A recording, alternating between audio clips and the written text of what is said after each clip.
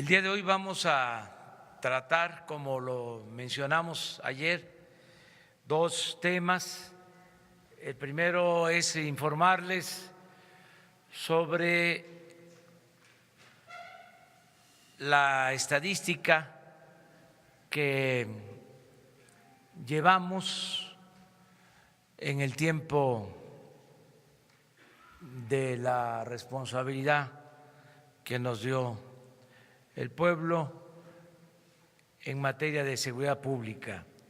Vamos a informar sobre homicidios, robo de vehículos y robo de combustible.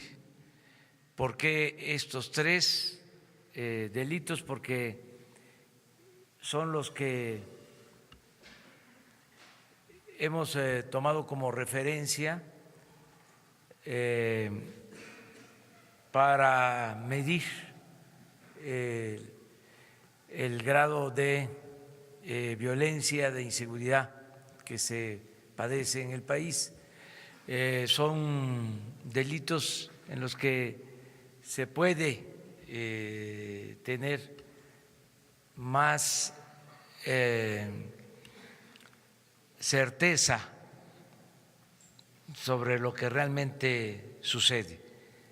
Hay delitos que no se denuncian, hay mucha cifra negra en lo que tiene que ver con delitos de robo a casas habitación, robo a transporte, secuestros, pero homicidios, robo de vehículo, son delitos que sí se denuncian, se tienen que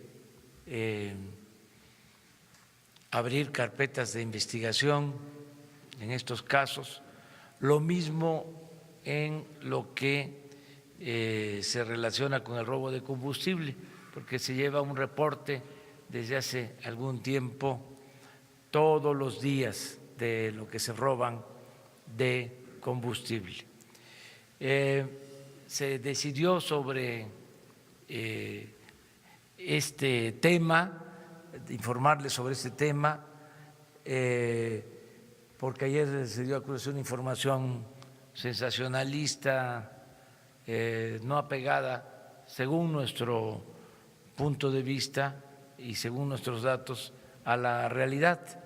Se habló de manera ligera de que había un incremento del 65% en delitos violentos, cosa que no coincide con lo que realmente ha sucedido. Nosotros no habíamos querido informar sobre estos datos que utilizamos diariamente porque estábamos afinando el sistema de información. No encontramos un sistema de información que nos indicara lo que sucede diariamente en toda la República. Lo fuimos haciendo, todavía incluso está en proceso de perfeccionamiento, pero ya se acerca más a lo que sucede. Pero las circunstancias nos obligaron a ya dar a conocer esta información, lo que sucedió el día de ayer. Nosotros vamos a ser siempre respetuosos de la información, no vamos a ocultar nada. Tenemos ese compromiso, hablar con la verdad, pero también no vamos a permitir que se digan mentiras y vamos a ejercer nuestro derecho de réplica. Entonces, vamos a presentar esta información, va a hacerles la exposición el secretario de Seguridad Pública, Alfonso Durazo, y también vamos a informar sobre el avance en las investigaciones del accidente en el que perdieron la vida 5 personas, el helicóptero que se cayó con la gobernadora de Puebla, su esposo, 2 pilotos y un acompañante. Hay, como ustedes saben, peritos que están haciendo esta investigación y les vamos a informar, porque también hemos hecho el compromiso de conocer la verdad sobre este hecho lamentable, conocer toda la verdad, y para eso se pidió apoyo, ayuda a especialistas internacionales. Hay, como van a conocer ustedes, hay especialistas de Canadá, estadounidenses y europeos trabajando en esta investigación. Yo ya termino esta introducción, este antecedente,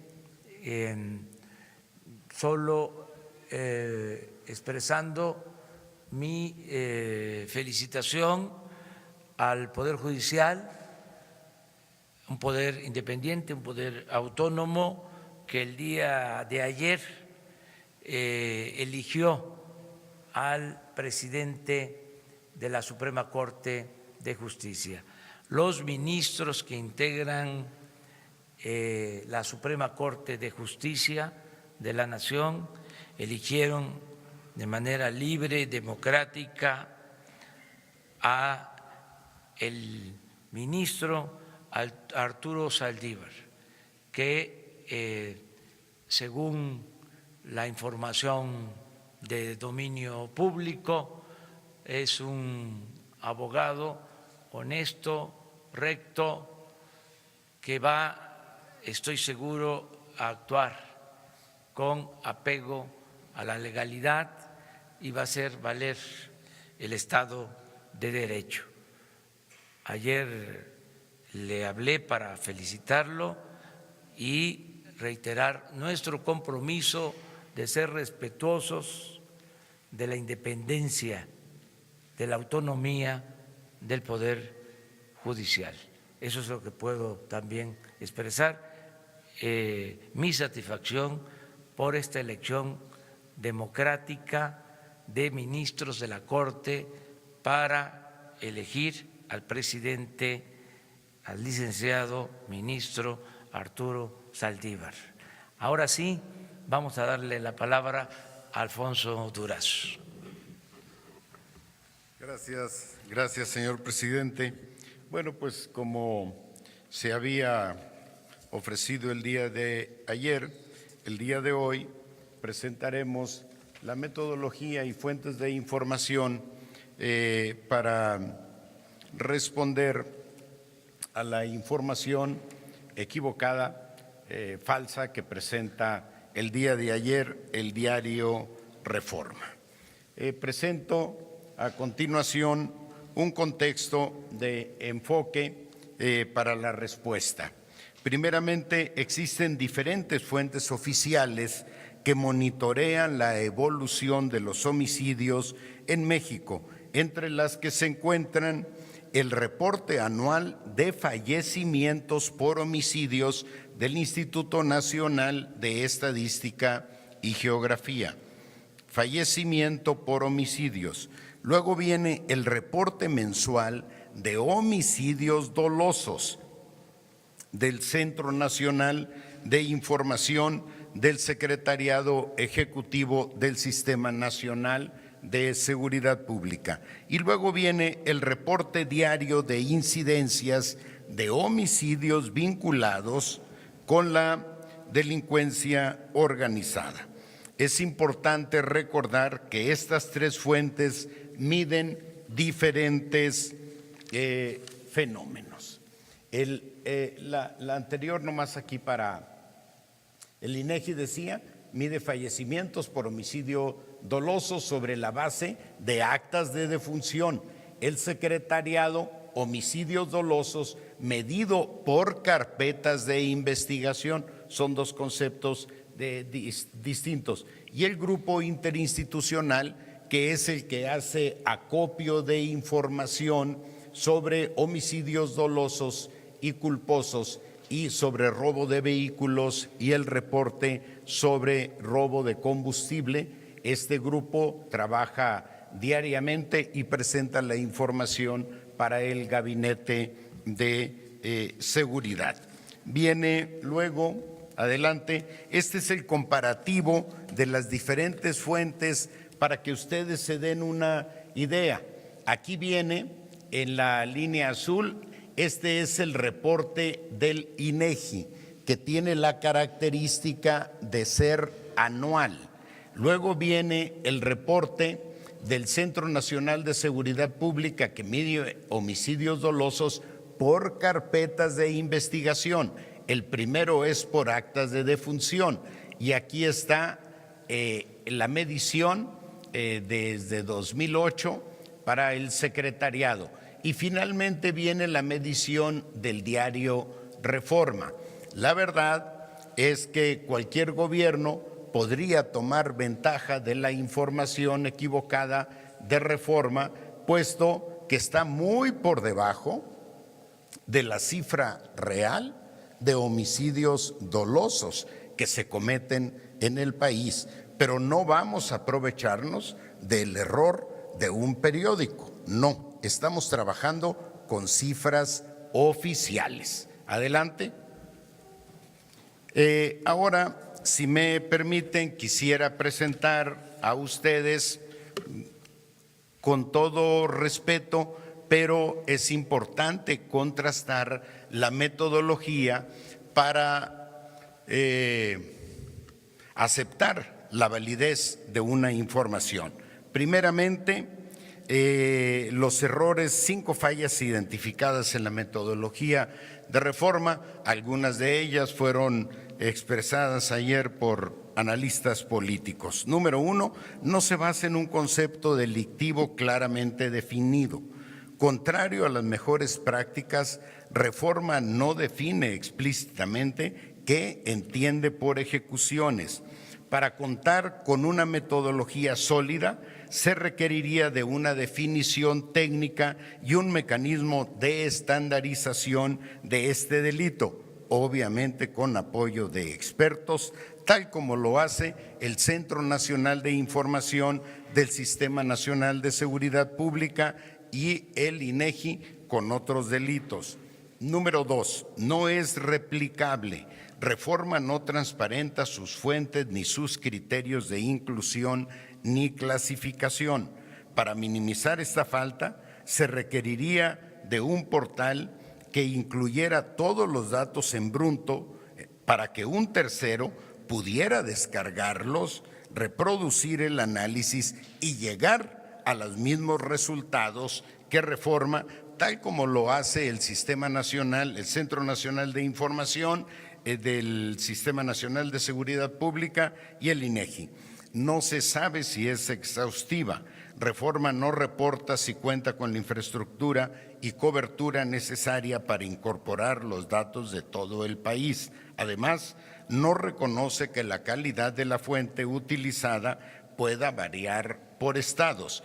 Para mitigar esta debilidad, debería explicar qué protocolos específicos utiliza para aceptar estos datos heterogéneos. Número 4, no considera la estacionalidad delictiva, tal vez es una de las mayores debilidades metodológicas.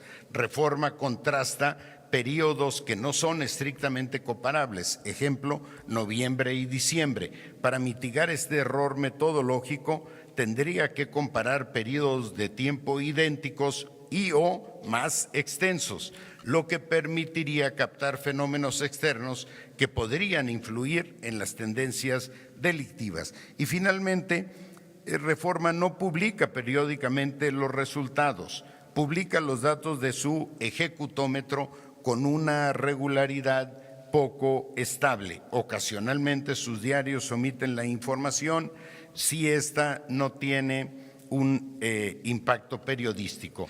Para reducir esta debilidad, sería necesario publicar los cortes de datos con una regularidad preestablecida, como lo hace en el Centro Nacional de Información del Sistema Nacional de Seguridad Pública.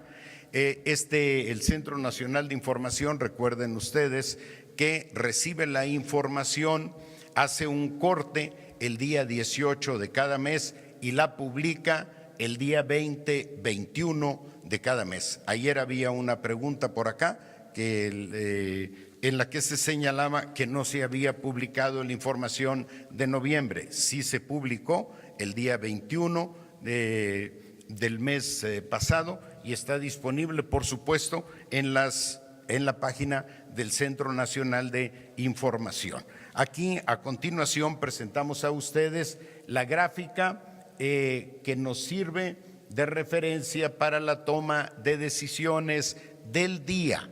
Las decisiones de carácter estratégico se toman sobre la base de la información oficial del Centro Nacional de Información. Esta es para el día, no sé si se pierde aquí el señalador, pero iniciamos el día 8 porque los días primeros solo trabajamos con fuentes abiertas, pero las fuentes abiertas tienen el problema de registrar los muertos que aparecen en el día. Sin embargo, estos no necesariamente están respaldados por una información imprescindible para calificar como homicidio doloso o culposo. Pueden aparecer, por ejemplo,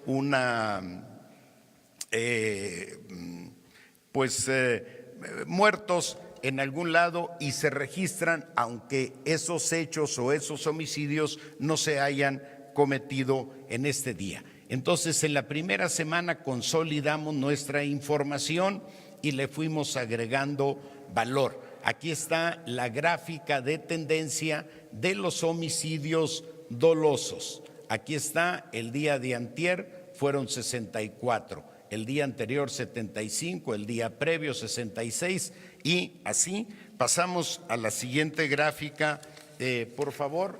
Aquí están las fuentes, son las fiscalías, las procuradurías generales de justicia de los estados. Aporta información Sedena, Semar, la Secretaría de Seguridad Pública a través de la Plataforma México, la Procuraduría General de la República a través del CENAPI y Pemex. Toda esta información se concentra en una mesa que llamamos General de Inteligencia y de ahí sale finalmente la información cuya gráfica he presentado anteriormente. Adelante. Esta es la gráfica de vehículos robados y a su izquierda están los estados en donde suceden estos robos con el porcentaje que representan en el conjunto nacional. ¿Por qué robo de vehículos? Porque todos los robos de vehículos se reportan, ahí no hay cifra negra. También tiene una tendencia decreciente. Adelante. Y aquí viene el tema del robo de combustible, que este es un reporte que nos hace Pemex, Petróleos Mexicanos. Aquí está el día primero y ahí viene el comportamiento del robo de combustibles. Aquí está el día 23 que se intervienen, día 22 o 23 que se intervienen las estaciones de monitoreo de Pemex. Empieza un declive hasta el día de hoy en el que solo se roban 5,500 barriles el día de ayer, frente a otros días que hemos llegado, por ejemplo, por allá, hasta 126,000 barriles. Y para concluir, un planteamiento. La información que recibe diariamente el presidente no se basa en estadísticas, sino en tendencias relevantes que afectan la seguridad.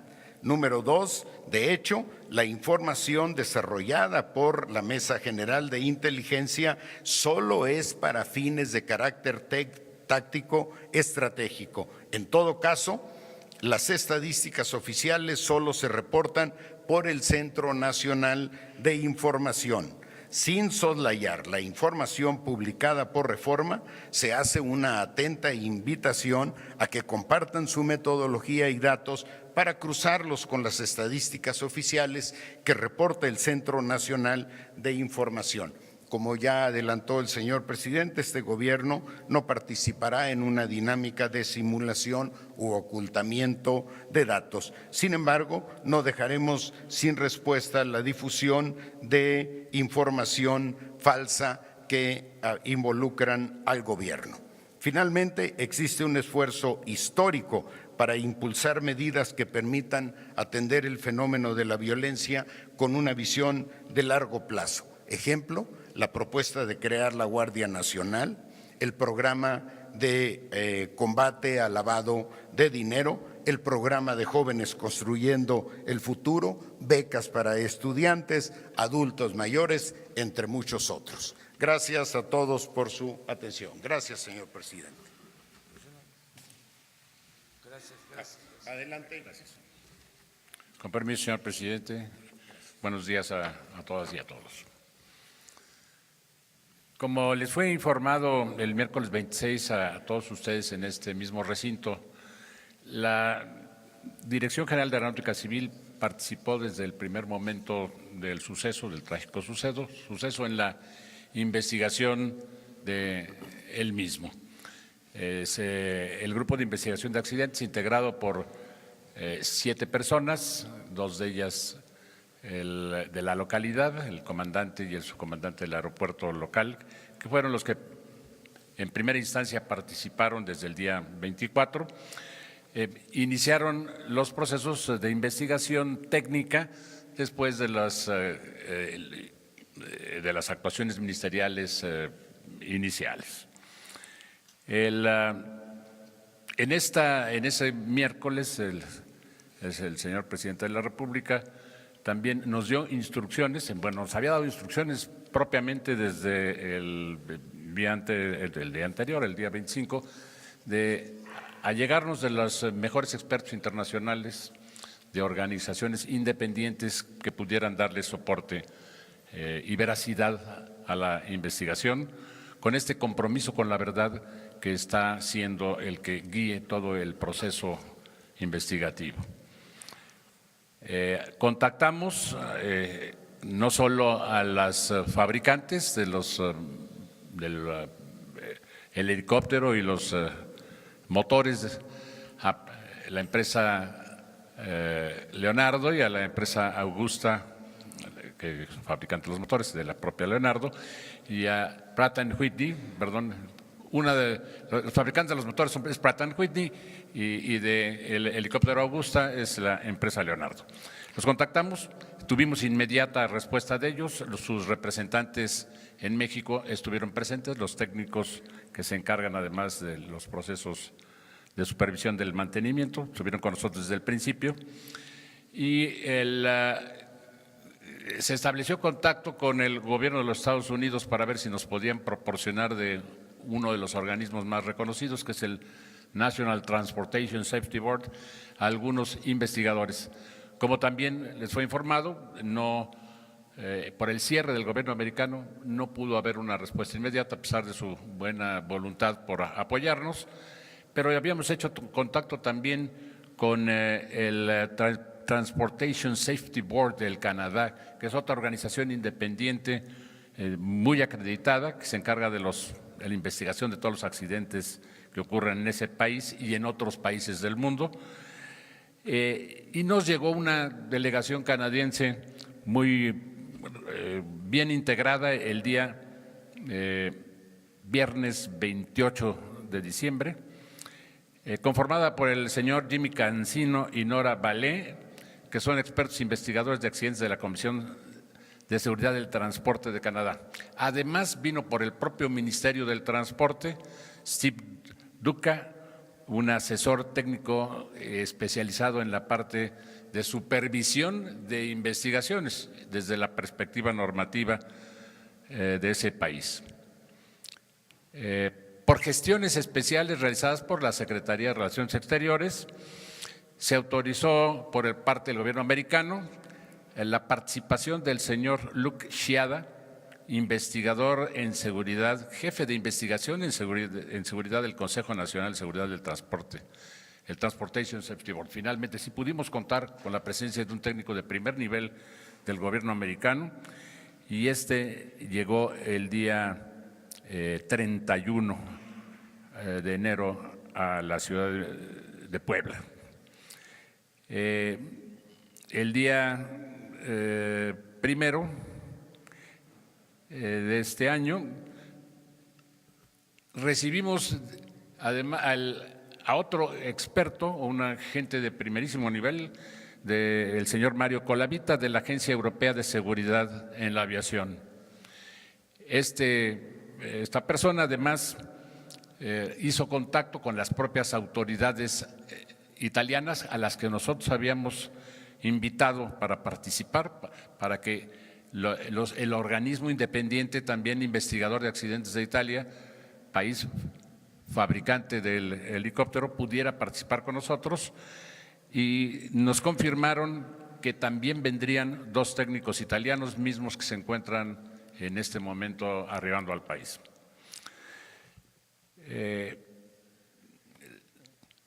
La Fiscalía General del Estado de Puebla ha seguido puntualmente el proceso, lo ha estado acompañando y tiene la custodia y resguardo del hangar en el que se han concentrado todos los componentes recuperados del sitio del helicóptero para su inspección. También ha estado presente personal del Gobierno del Estado, un piloto que colabora con el propio gobierno, y se ha contado naturalmente desde el principio con todo el apoyo del Ejército Nacional, quien ha resguardado el sitio del accidente, y de la Secretaría de Marina y la Procuraduría General de la República en la investigación técnica, aportándonos también algunos de los peritos que pueden ayudarnos a nosotros en el proceso. Para los primeros días de investigación de campo, el equipo se planteó tareas inmediatas, como fueron la revisión de la trayectoria del vuelo, la realización de trabajos de investigación de campo con énfasis en la recolección y resguardo de los componentes electrónicos críticos, como la unidad de recolección de datos de los 2 motores, la unidad de localización GPS, los instrumentos electrónicos de cabina, etcétera. El análisis inicial también de la condición de los rotores principal y de cola, así como de los 2 motores del helicóptero. Los propósitos planteados para estos primeros días de investigación de campo, puedo afirmar que se cumplieron en su totalidad. Las partes estructurales de la aeronave fueron removidas del lugar del accidente y trasladadas a un hangar del Aeropuerto Internacional de Puebla, bajo resguardo, como dije, de la Fiscalía General del Estado. Estas componentes que fueron ubicadas en una parte del hangar fueron después desplegadas en una especie de maqueta completa, grande, gigantesca, donde está dibujado el helicóptero, y ahí se pudo ir colocando cada uno de los componentes. Fue un proceso largo, pero fue un proceso que ha sido pues muy útil para poder identificar qué componentes estarían faltantes y cuáles sería indispensable aún recuperar del sitio del siniestro.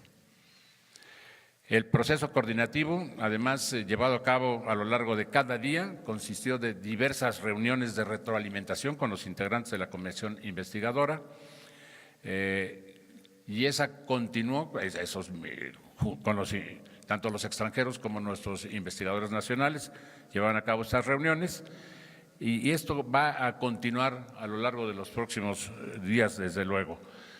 Ha habido una buena transferencia de los avances de la comisión canadiense al investigador norteamericano y ahora también a los europeos que nos están acompañando.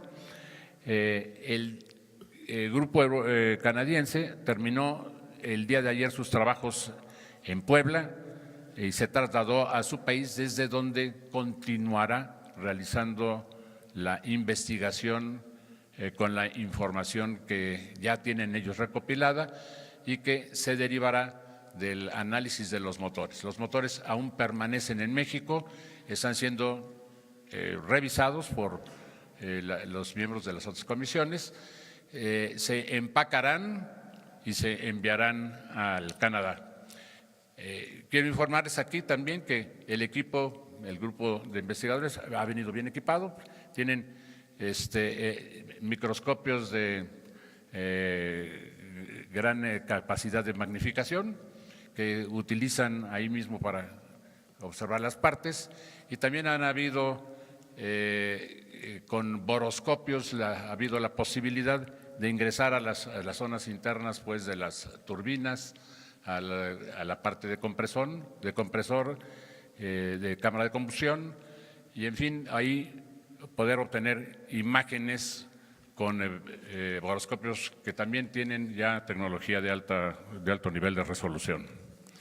Esta información toda se está integrando al expediente y está sirviendo para configurar una gran base de datos que estará en la nube para que pueda ser accedida por cada una de las delegaciones participantes. En los próximos días se continuará con la recolección de partes en el sitio y la evaluación y análisis de los componentes de la aeronave que requieren ser enviados a laboratorios especializados para que sean cuidadosamente empacados y trasladados a los mismos. Como les informamos, las condiciones de muchos de estos componentes no son las más satisfactorias. Hubo fuego intenso en el sitio, de manera que a pesar de que lucen, no lucen en su mejor forma, creen, sin embargo, muchos de los investigadores que se les puede extraer información digital relevante. Se encuentran dentro de estos componentes dos componentes muy relevantes, lo que se llama la Data Collecting Unit y la Data Acquisition Unit. Son las componentes que registran parámetros de motores desde arranque, revoluciones, excedencias en las revoluciones y también componentes que miden parámetros de vuelo de la aeronave y de motores, posición del colectivo y de revoluciones principales del motor, del rotor principal.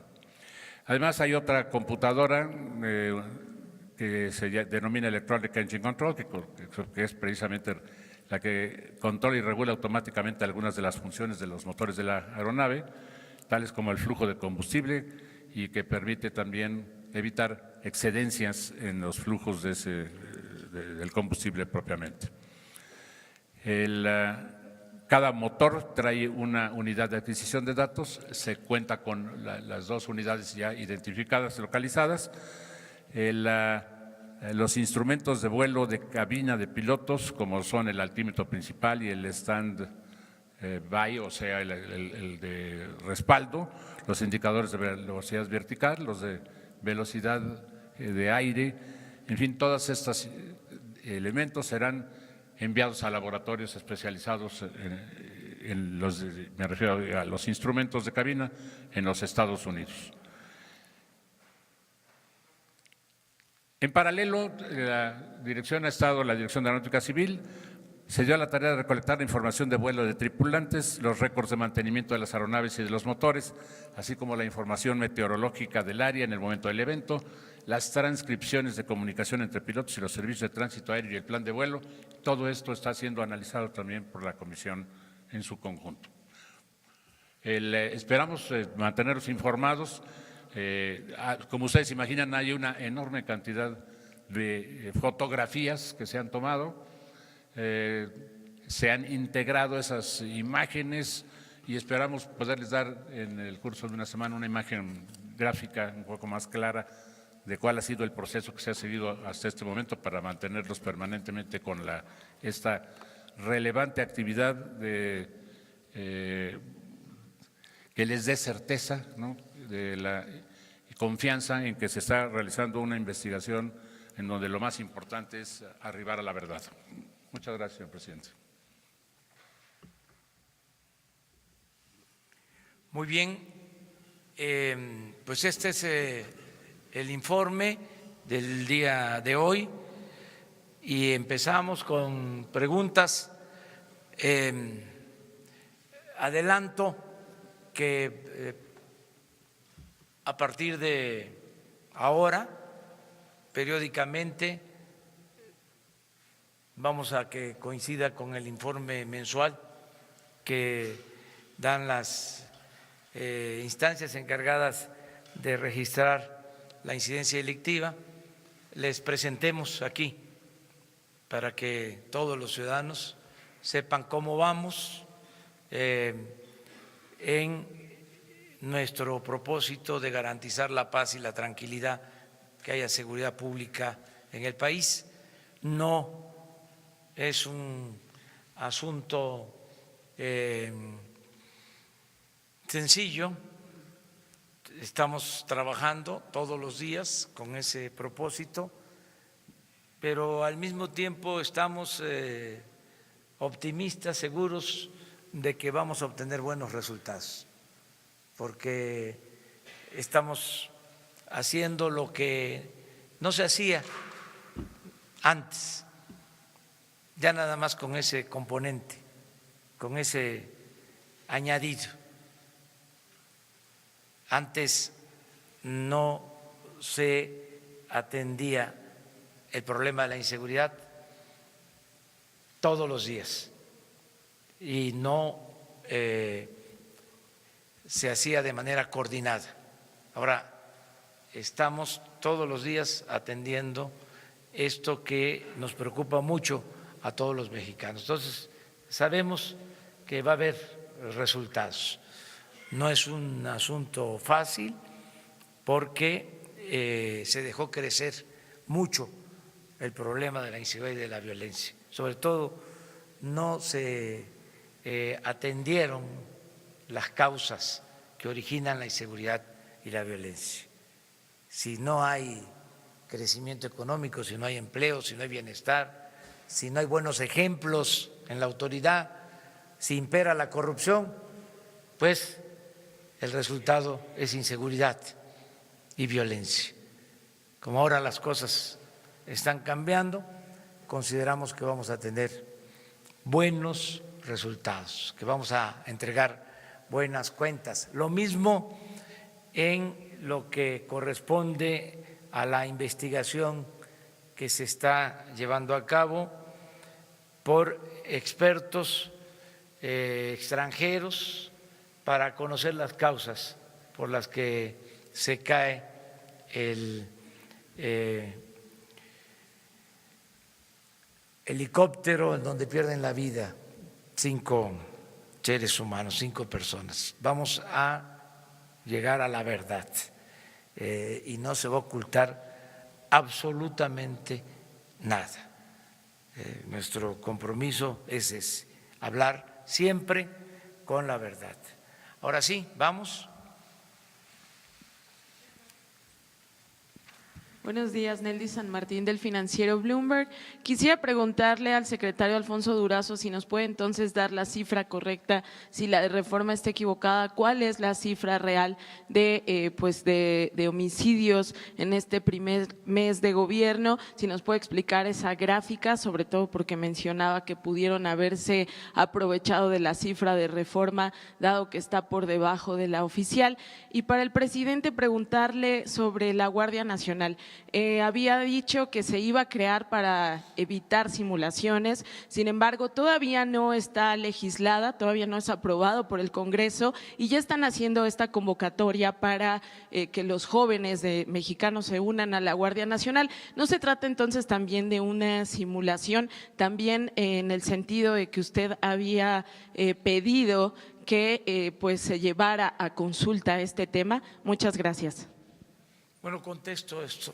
Mire, está en proceso la creación de la Guardia Nacional, depende de la reforma a la Constitución, pero necesitamos tener más elementos para enfrentar el problema de la inseguridad y de la violencia y por eso esa convocatoria de ayer que repetimos ahora para que los jóvenes que quieran participar en la futura Guardia Nacional ya empiecen a inscribirse, que puedan iniciar sus trámites y que van a ser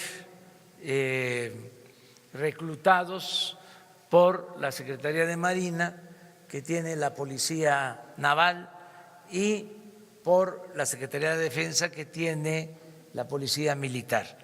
Realmente son las instituciones que van a llevar a cabo este reclutamiento. Ayer se explicó eso y queremos que se resuelva lo más pronto posible lo de la reforma a la Constitución. Hay un periodo extraordinario convocado con ese propósito para mediados de este mes y yo creo que los legisladores van a apoyar esta iniciativa, pero no queremos perder tiempo, queremos avanzar en todo lo que podamos. Eso es lo que puedo contestar. Gracias. Gracias, señor presidente. Bueno, lo que puedo informar en este momento es que el día de ayer se cometieron 64 homicidios dolosos y ayer, porque estamos, antier, perdón, 64 y ayer 66. Estamos midiendo de 00 horas a las 12 de la noche. No podemos dar en este momento la cifra del mes porque recuerden que nosotros empezamos con este acopio de información el día 8. Sin embargo, les recuerdo que nosotros vamos a trabajar con las cifras oficiales del Centro Nacional de Información y esas serán las cifras de referencia para la toma de decisiones estratégicas. Esta es información del día que también se presenta por zonas, por ciudades, por regiones y que de ahí derivan las decisiones tácticas. Las de carácter estratégico se basan en la información del Centro Nacional de Inteligencia y junto con ellos presentaremos esta información el próximo día 20.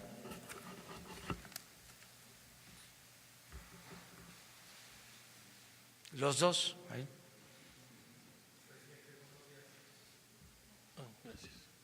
Gracias, presidente. Buenos días. Preguntarles en el tema de los homicidios, Jorge Monroy del Economista, perdón. ¿Cuál es la cifra de homicidios del último mes? No la tiene, por lo que nos dice el secretario de Seguridad. Entonces, digamos, ¿cómo contrastar esta publicación que se hace si no hay una cifra exacta de cuál es el número de homicidios en el último mes? Preguntarle también si este sistema de información diaria la harán pública y dónde se podrá consultar. Y al presidente preguntarle cuándo va a convocar al Consejo Nacional de Seguridad Pública. Gracias. Bueno, yo contesto eso, porque está interesante. Es de sentido común y sirve para aclarar para todos los ciudadanos. Miren, en promedio, desgraciadamente, se cometen alrededor de 2,000 homicidios al mes, promedio.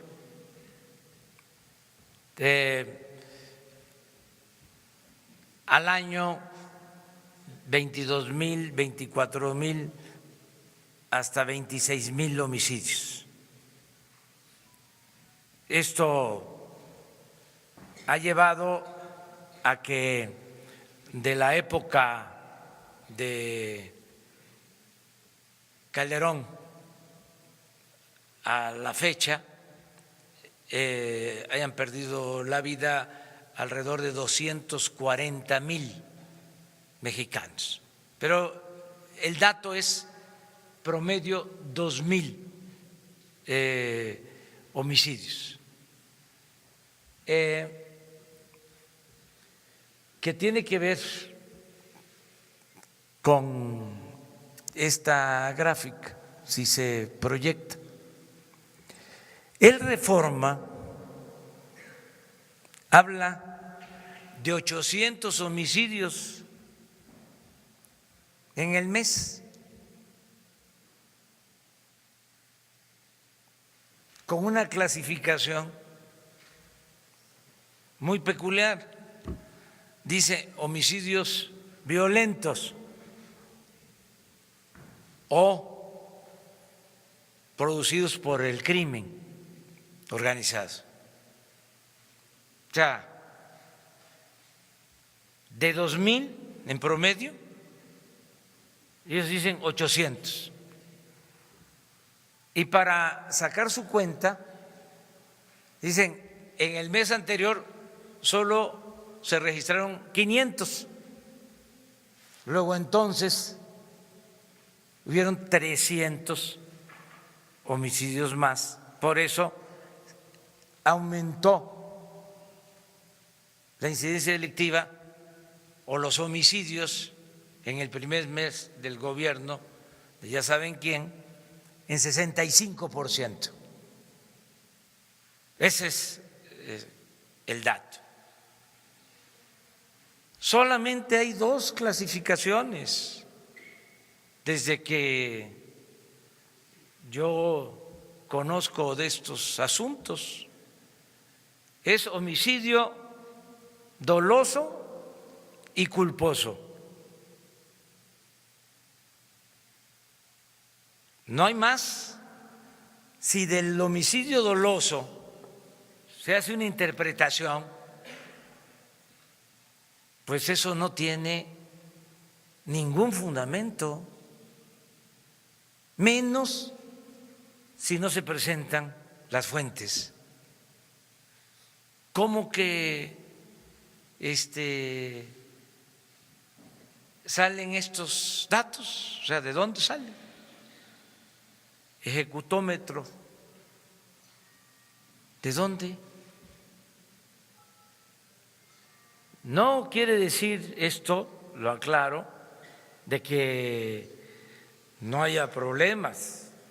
Tenemos problemas de inseguridad, de violencia, pues eso es público y notorio, no se puede tapar el sol con un dedo, pero estamos trabajando todo el tiempo y si dejamos pasar una mentira de esas dimensiones, pues entonces no vamos a garantizar el derecho a la información y va a reinar la manipulación. Y entonces, ¿dónde queda la verdad? Pero ¿dónde queda la honestidad?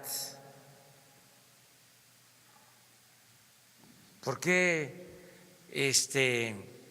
vamos a dejar pasar algo que no obedece a la realidad? Entonces, vamos a estar informando mes con mes con datos oficiales para aclarar este asunto. ¿Y qué es lo otro?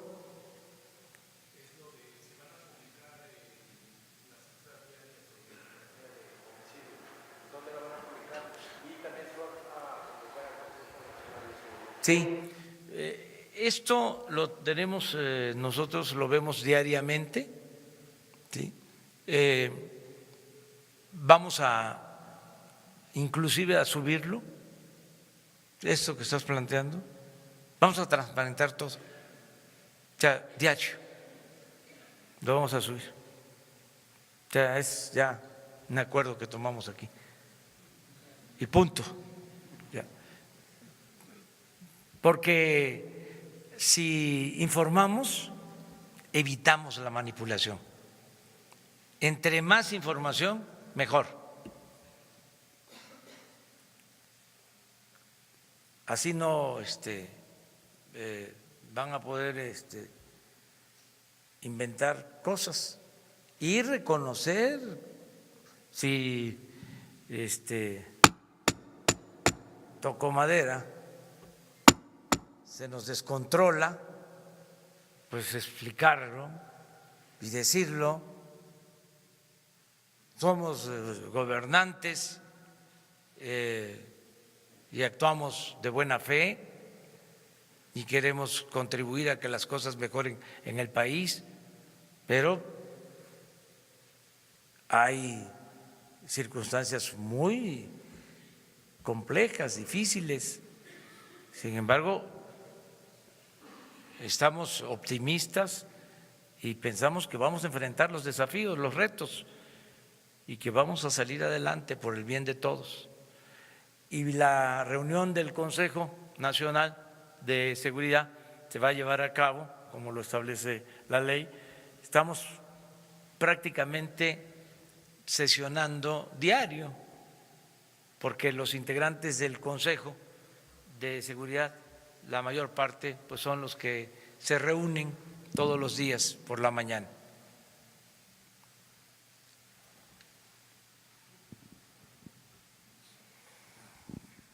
Gracias, presidente. Secretarios, buen día. Alejandro Lelo de la Rea, de Diario Basta, Grupo Cantón.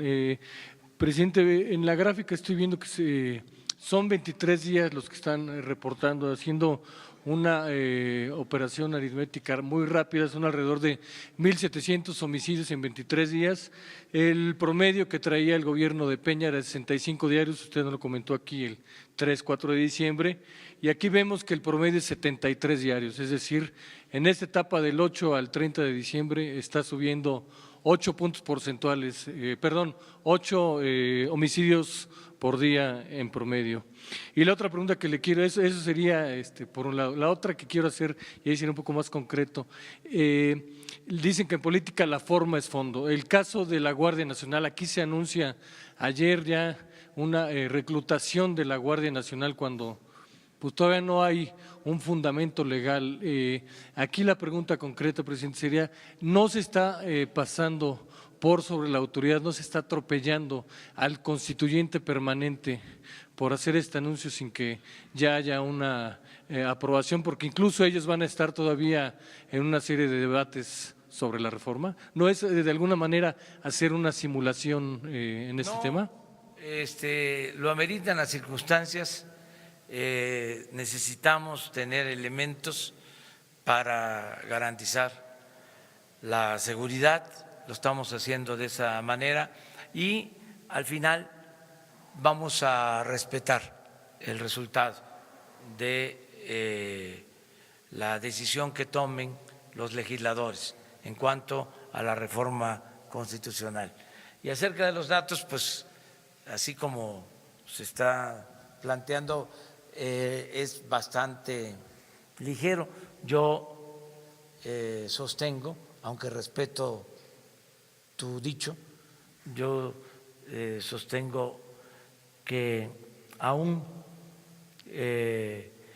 con pequeña disminución, ¿sí?, hay una tendencia a la baja a partir de que entramos. Esto.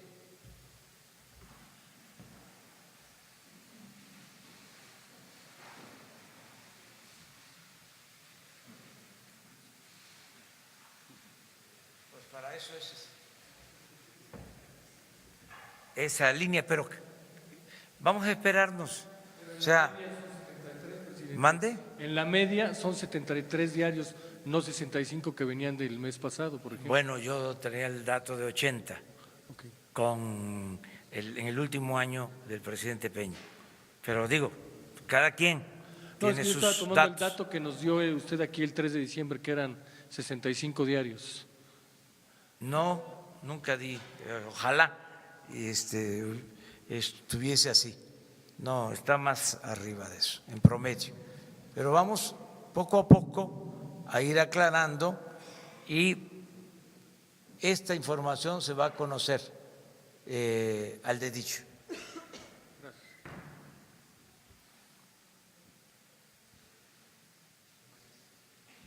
Buenos días, Cristina Corono de la Agencia Informativa de Educación. Usted ha reconocido que el problema de la seguridad es un problema complejo, multifactorial y requiere una respuesta multidisciplinaria. quisiera preguntarle cómo se va a trabajar en el tema del tejido social, desde la educación, la cultura, el arte, para reforzar precisamente este tejido social y trabajar desde la prevención de la inseguridad, de la seguridad. Mire, una fuente de información que tiene que ver con estos resultados es el ambiente social que hay. Hay en la población muchas esperanzas de que van a haber cambios. Eso aparentemente no influye, yo pienso que sí. La gente está entusiasmada, está esperanzada y ya empiezan a desarrollarse los programas para atender las causas que han llevado a la inseguridad y a la violencia. Cuando se entreguen todos los apoyos a jóvenes que están estudiando, que se entreguen las becas, cuando se tenga a todos los jóvenes trabajando como aprendices, cuando los adultos mayores reciban el doble de su pensión, cuando haya más posibilidades de empleo, mejor remunerado, pues esto va a cambiar, esta situación va a cambiar. Además, el hecho de que estamos pidiendo a todos su apoyo, su colaboración, y nos están respondiendo, nos están ayudando, va a servir bastante. Si garantizamos que la gente pueda trabajar donde nació, donde están sus familiares, si no se ven obligados a emigrar, si se mantiene la unidad familiar, si no hay desintegración en las familias, todo esto va a ayudar mucho. Entonces yo estoy, repito, optimista. Los adversarios nuestros, los conservadores, pues apuestan a que nos vaya mal, pero yo creo que se van a quedar con las ganas, nos va a ir bien, esa es mi percepción. Si no, estaría yo preocupado, y no, estoy ocupado. En 100 días de gobierno vamos a terminar de desatar toda la acción transformadora en 100 días y vamos a mejorar en este tema que es complejo, el tema de garantizar la seguridad, y en otros, por ejemplo, me tiene ocupado, ahora sí que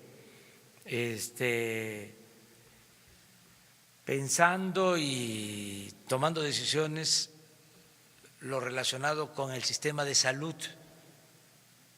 Es un tema muy complejo, dejaron destruido por completo el servicio de salud pública y lo tenemos que levantar y pronto, y en eso andamos, y es complejo, muy complejo, porque está totalmente desintegrado el sistema de salud, pero en eso estoy trabajando todo el tiempo.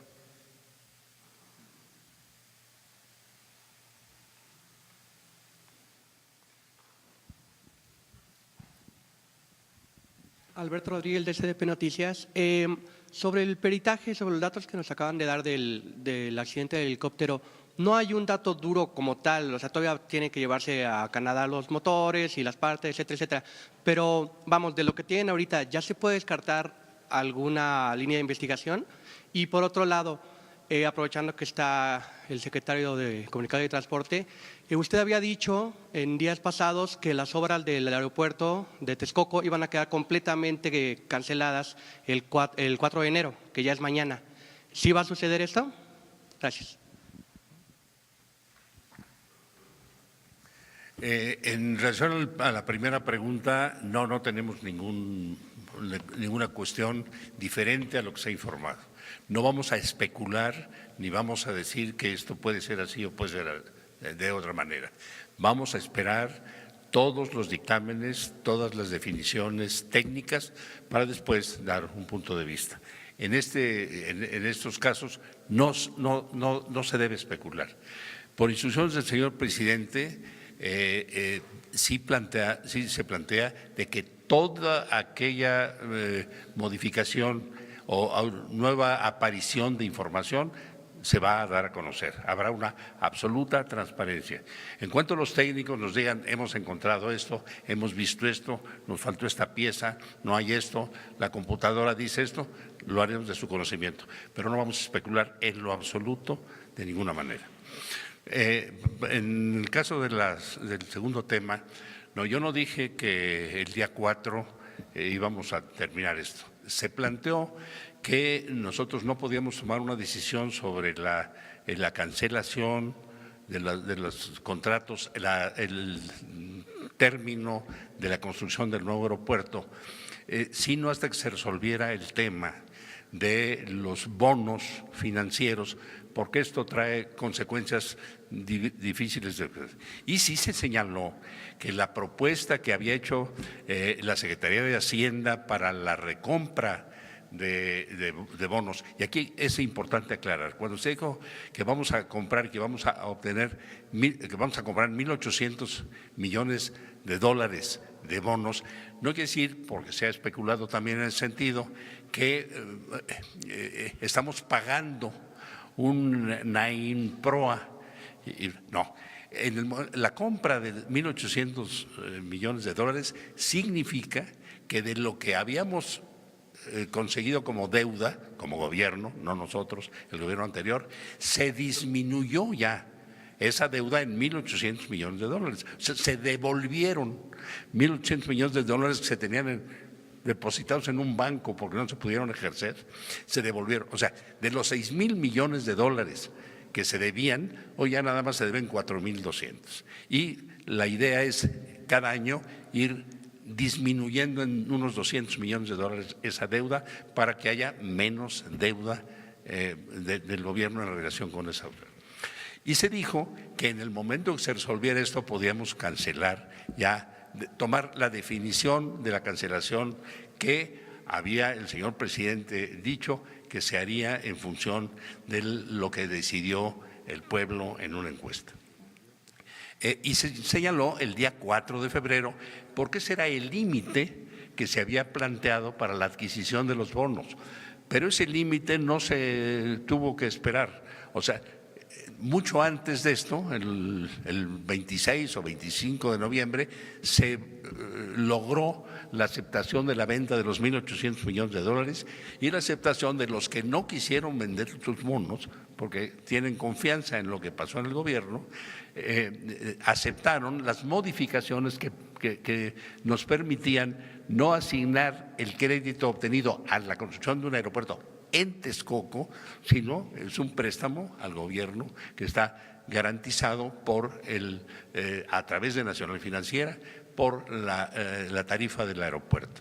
Entonces, ya una vez que se obtuvo eso, no tuvimos que esperar al 4 de enero, sino que el 27, ya habiendo resuelto el problema de los bonos, el 27 se hizo un consejo de administración del Grupo Aeroportuario de la Ciudad de México y en vista de que ya se había resuelto el problema de los bonos, se dio instrucciones al director de ya iniciar la cancelación de los contratos, la terminación de los contratos o la negociación de los contratos. Ya se están negociando, no hubo necesidad de esperar al 4, ya se está haciendo y en el momento que terminemos esto y que definamos y que también terminemos la solución de la fibra que se había obtenido por 1.500 millones de dólares.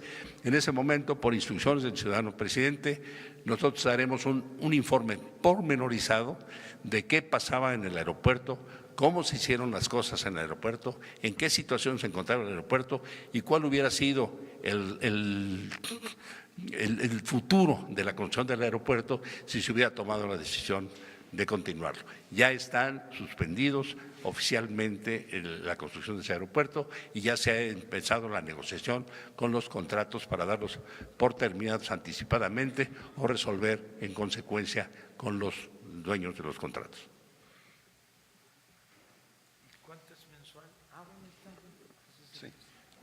Nada más para complementar la información, recordarles a ustedes que el Centro Nacional de Información del Secretariado Ejecutivo publicó la cifra de homicidios dolosos del mes de noviembre y ascienden a 2.686.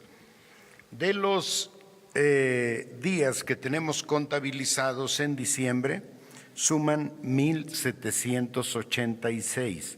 No podemos complementar la cifra porque nos faltan 8 días, pero en todo caso vamos a trabajar invariablemente con cifras oficiales y las cifras oficiales las proporciona el Centro Nacional de Información con una metodología que ha sido aprobada ya por expertos. Gracias. Perdón. Nos vamos con 3 más.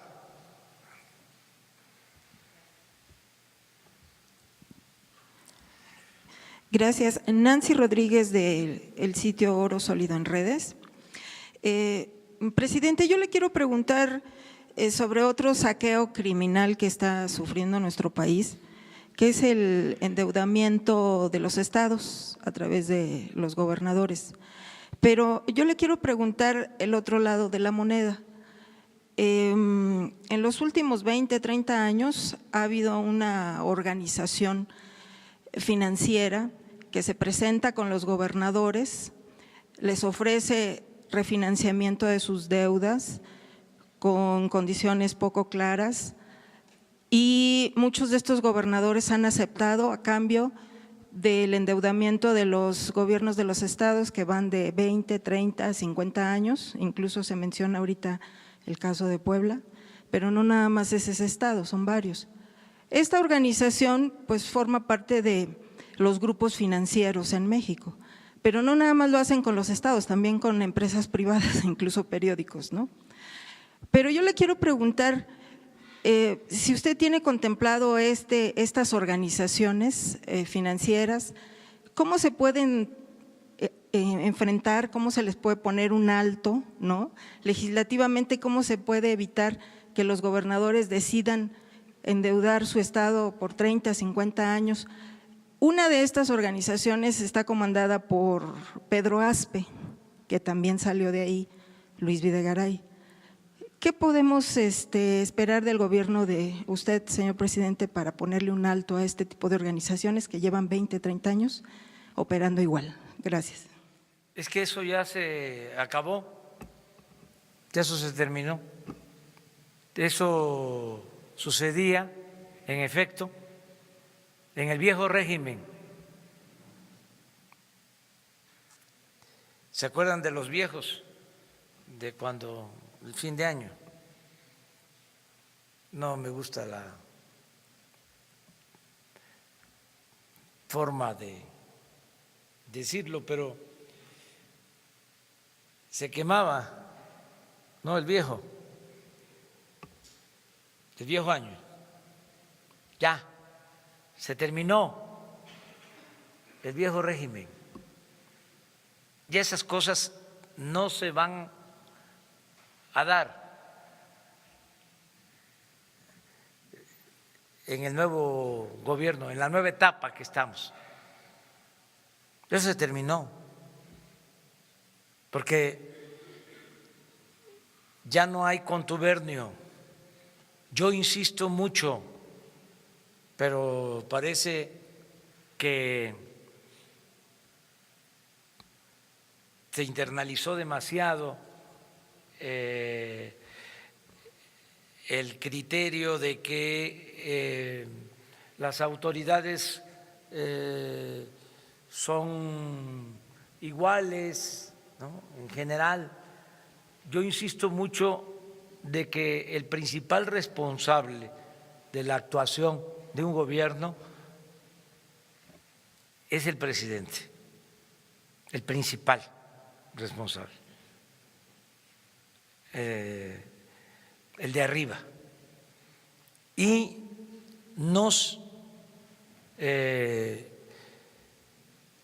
indujeron a echarle la culpa a los de abajo, siempre.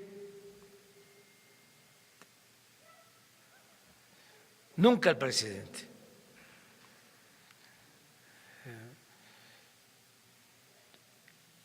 Y lo cierto es que el recto proceder del presidente define en mucho el comportamiento de un gobierno.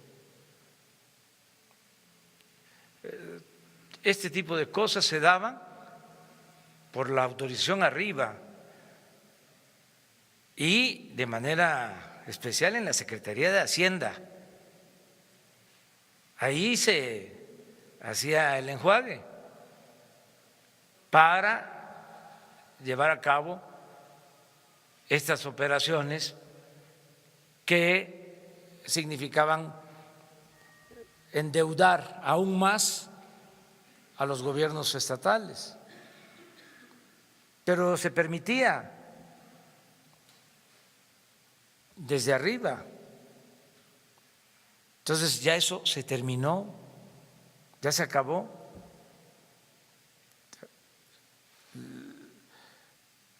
Lo que está en cuestión es si nos metemos a investigar eso y a castigar esos procedimientos, esos actos en algunas ocasiones de corrupción, o vemos hacia adelante y ponemos punto final a esa pesadilla. Yo soy partidario de ver hacia adelante y del punto final, y que todos hagamos un esfuerzo para que nunca jamás se repitan esas atrocidades. Creo que la condena más fuerte es al régimen neoliberal. La condena más fuerte es a quienes impusieron este régimen para amedrar, para robar, para saquear, para llevar al país a la crisis que estamos padeciendo.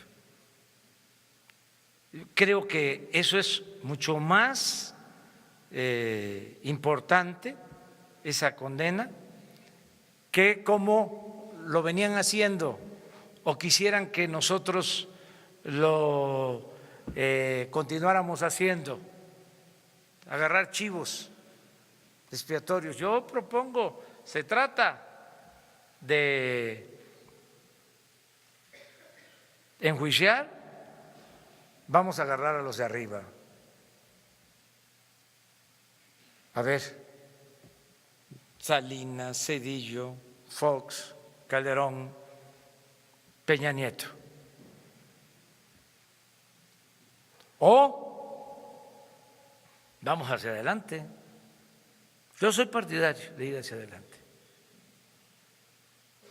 Más porque no vamos a quedarnos empantanados. Vamos a que esto cambie de verdad, que podamos sacar adelante a nuestro país, que se acabe la corrupción. Yo mañana precisamente voy a dar a conocer mis bienes y Todos los servidores públicos tienen que dar a conocer sus bienes y transparentarlos, porque ahora